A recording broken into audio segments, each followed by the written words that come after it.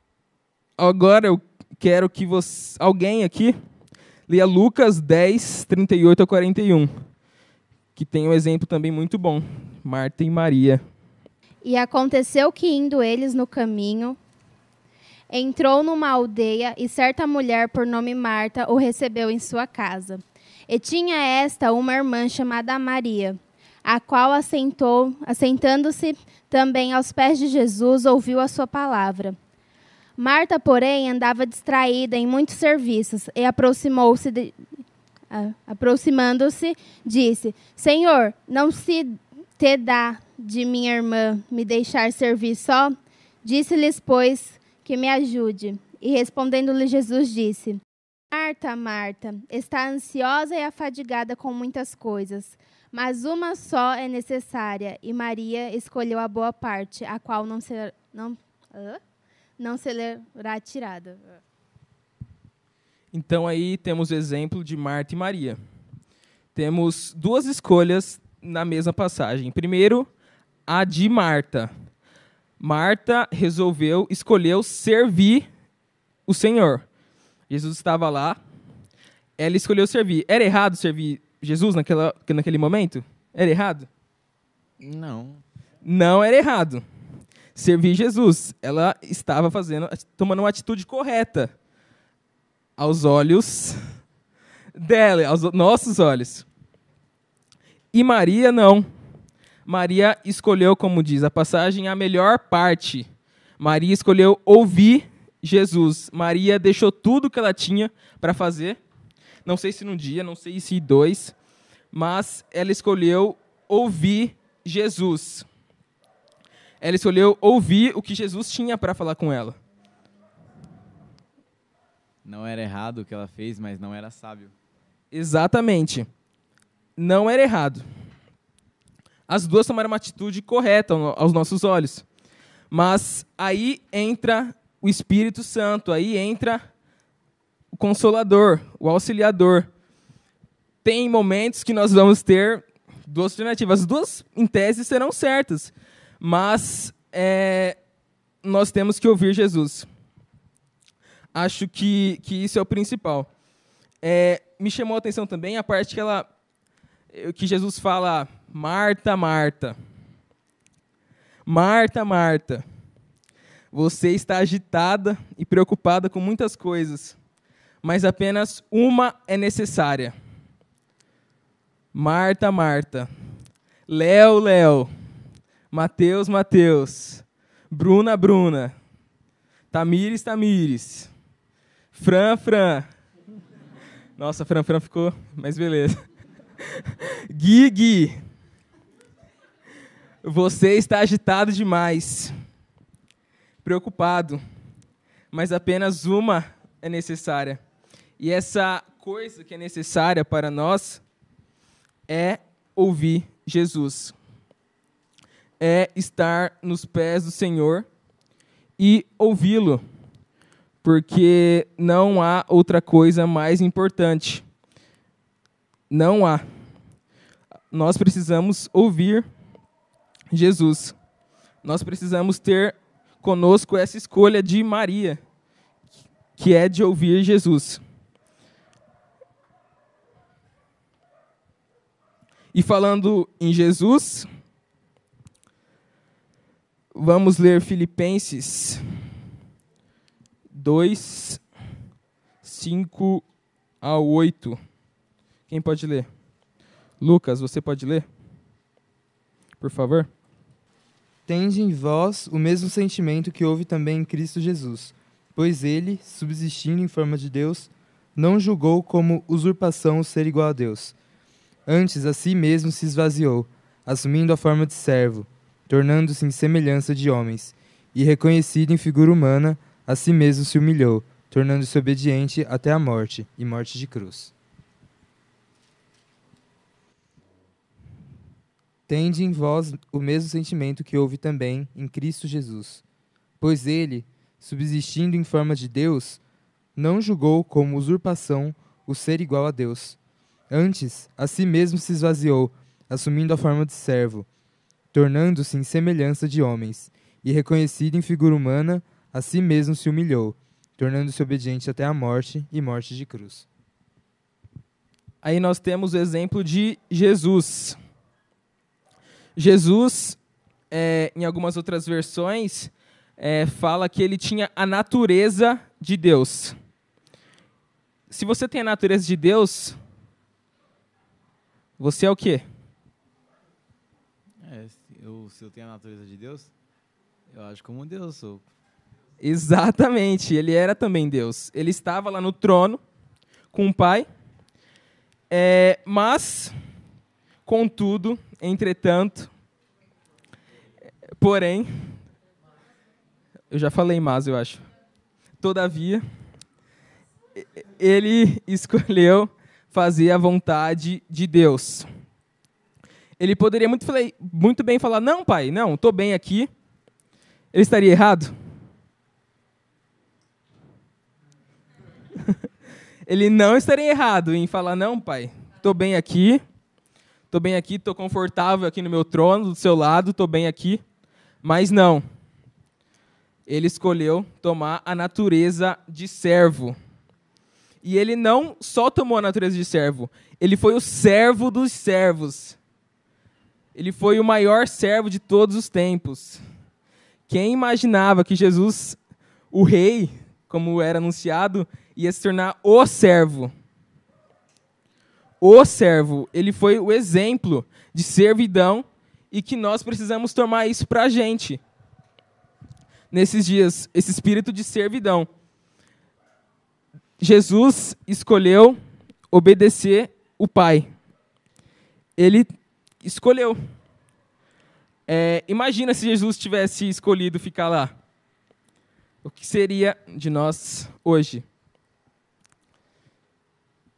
Ele escolheu e mudou toda a humanidade. Tudo que a gente vê aqui hoje, tudo que a gente faz aqui hoje, é por causa que Jesus escolheu deixar a sua glória. Jesus escolheu se tornar servo.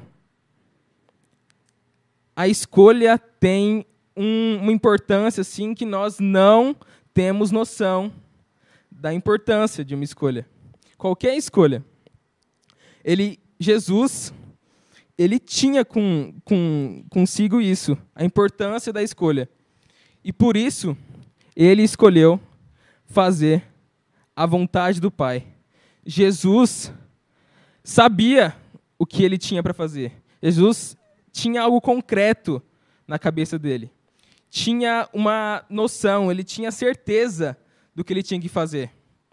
Não era uma escolha que ele tomou, adoletar, lepetipeticular, sei lá o quê. Ele tinha noção do que ele escolheu. Era concreto o que ele escolheu.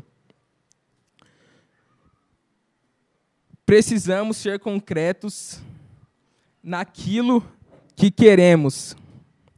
Não sejamos mornos, antes frios do que mornos, antes frios a mornos. Por que eu resolvi colocar isso? O morno tá e não tá. O morno é mais ou menos, o morno é acho, mas nossas palavras têm que ser sim, sim, não, não. Essa é a resposta do cristão, sim, sim, não, não. Algo fora disso vem de uma outra pessoa aí que é o maligno. Sim, sim, não, não. Não sejamos mornos. Não sejamos mornos. Não sejamos mornos. O frio sabe o que quer, mas o morno não sabe o que quer. Ele está no acho. O frio não. O frio fala não, não e pronto. Já o morno não sabe disso, não tem essa certeza. Para nós termos essa certeza e nós aprendermos a escolher, é preciso que sejamos conquistados completamente, literalmente, totalmente por Jesus. Não é só completado, eu amo Jesus, Ah, Jesus é minha vida.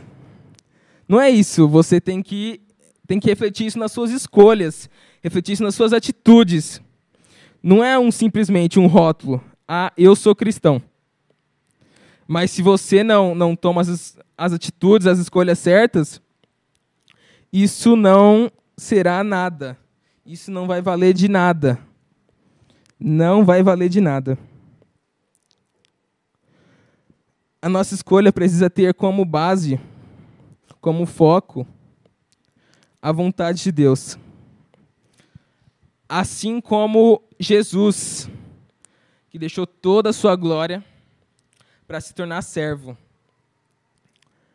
Ele tinha na mente dele a vontade de Deus. Ele sabia da vontade de Deus e por isso ele escolheu isso.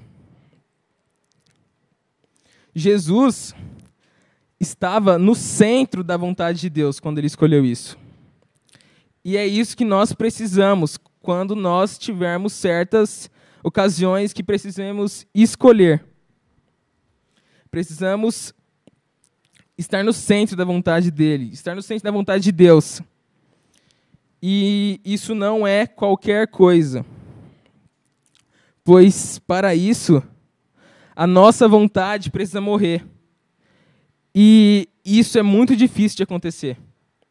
Para a gente largar a nossa vontade e fazer a vontade de Deus prevalecer, a de Deus permanecer, não é uma coisa qualquer. Nós precisamos estar convictos naquilo que queremos. Senão a nossa vontade não vai morrer. A nossa vontade não vai morrer. E se a nossa vontade não morrer, nós não estaremos no centro da vontade dele, da vontade de Deus. A nossa vontade precisa morrer. Aqui é um texto de Filipenses, no qual Paulo escreve aos Filipos. Filipos, né? Tá certo. É Filipos? Filipos. Que Paulo foi a igreja de Filipenses foi uma das primeiras a ser fundada por Paulo, na segunda viagem dele. E Paulo tinha um amor tremendo pelos filipenses. Aí, ele escreve isso para eles. O que eu peço a Deus é que o amor de vocês cresça cada vez mais e que tenham sabedoria e um entendimento completo, a fim de que saibam escolher o melhor. Assim, no dia da vinda de Cristo, vocês estarão livres de toda a culpa. Livres de toda a culpa. O que eu peço a vocês, o que eu peço a Deus, é que o amor de vocês cresça cada vez mais e que tenham sabedoria e entendimento completo, a fim de que saibam escolher o melhor. Para nós escolhermos o melhor, nós precisamos deixar nossa vontade de lado. Nós precisamos estar no centro da vontade de Deus. Nós precisamos ouvir Deus como Maria ouviu Jesus, estar nos pés de Deus, estar diante dele. Para nós escolhermos o melhor, Deus precisa comandar a nossa vida. Se Deus não estiver no centro, se Deus não estiver no comando, nós não saberemos escolher. E a escolha é algo inevitável para nós. Todo dia nós temos que escolher. A partir do momento que você acorda, que o despertador desperta, e você, não, vou dormir 5 minutos. Você escolheu dormir mais 5 minutos. A partir daí, já é escolha você, a sua vida, a nossa vida é rodeada de escolhas. E para isso, Deus precisa estar no nosso foco. nós precisamos ser servos para que isso aconteça. Se nós não formos servos, a nossa vontade vai prevalecer, nós não teremos ouvido Deus, e assim nós estaremos pecando contra Deus. E nós precisamos ter isso em mente, que a nossa escolha reflete na nossa vida inteira. Qualquer escolha que nós tenhamos vai refletir na nossa história, vai refletir no reino. A escolha é algo muito, muito, muito importante. E eu encerro essa conversa com a pergunta do início. Qual é a sua escolha? Qual é a nossa escolha? Quais são as nossas escolhas diante desse mundo? Quais são as nossas escolhas diante de um chefe chato, diante de um professor chato, diante de trabalhos da universidade, diante de tudo? Qual é a nossa escolha? A nossa escolha precisa refletir. Nossa escolha precisa refletir a imagem de Deus. E é isso.